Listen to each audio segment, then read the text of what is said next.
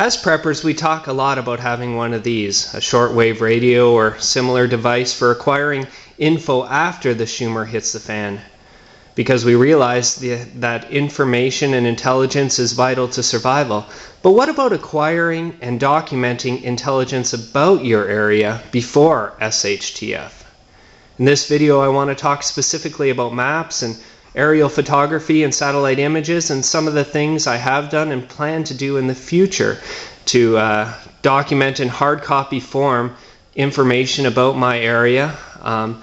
And by doing it in hard copy form, I'll have it down on record in case something happens to me and someone else in my retreat needs the information that I have. I think it's so important that we document and not just keep it up in our heads where we only have access to it. The first form of information about my area that I've acquired are topographic maps, large-scale topographic maps. I have two different ones, two different scales of my area, and they're large maps, and they contain a lot of information.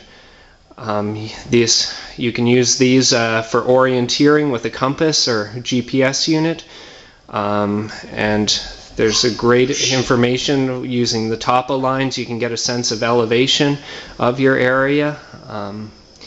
Something I've done with these maps is laminate them. This not only makes them waterproof, but enables me to write on them with a dry erase marker, which might become helpful or important in an SHTF situation. I'm not going to zoom in too much because of OPSEC there, but you can get a sense of the maps that I use. The next form of intelligence about my area that I want to talk about is aerial photography, and I don't have any aerial photos with me here. I do have a satellite image, and we'll be talking about next, but I do know a little something about aerial photography, and it's a great form of intelligence about your area if you can get your hands on them. The way the aerial photos are taken from an airplane, there's a degree of overlap between the photos. And using a simple device called a stereoscope, you can see the features on the photos in three-dimensional. And this is incredibly important information. Even looking at a satellite photo here, you can see that I have some rock bluffs around my house here. The problem with the satellite photos, as I have it, is I can't get a sense for really how high those rock bluffs are. But using aerial photography in three-dimensional, you can actually measure things, whether it be tree heights or rock outcroppings, and get a feel for that.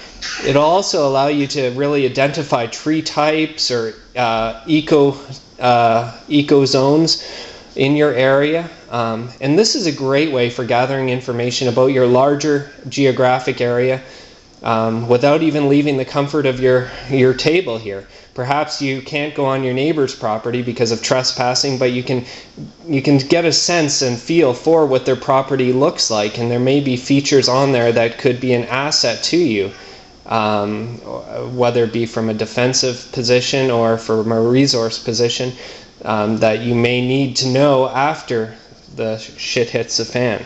So aerial photos are a great form of gathering intelligence if you can get your hands on them.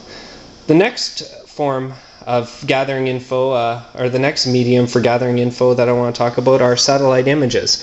Here is a simple image that I printed off of Google Earth, and it gives me a fair bit of information about my area. You can see the fields, you can see the trees, you can see different houses and buildings in the area, and this is some great info to use in conjunction with topo maps and aerial photography. The really neat thing about Google Earth is the fact that you can capture other information using something like a GPS and import it into Google Earth and display it on top of these satellite images. So what I plan on doing in the near future is making what I call feature maps. So feature maps are going to be one map per category, and I hope to capture different assets or resources in my area that I want to know about. Different ideas for feature maps include one just showing neighbors' houses and buildings in my area. Another feature map might be foraging areas. I know of a few areas nearby that have oak trees, so there's acorns which could be collected, or leeks and fiddleheads and other herbs which should be documented. What about water sources? Different streams where you can collect fresh water.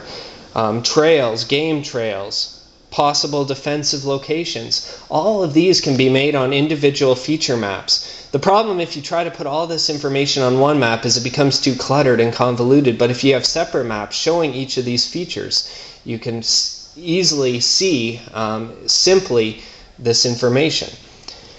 So this is something I plan on doing in the near future, and perhaps we'll do another video on how they come out. But I think these are great ways for gathering information and intelligence about your area. In the next video, we'll talk about some other intelligence to gather about your area that may be helpful after the SHTF. Thank you. Bye-bye.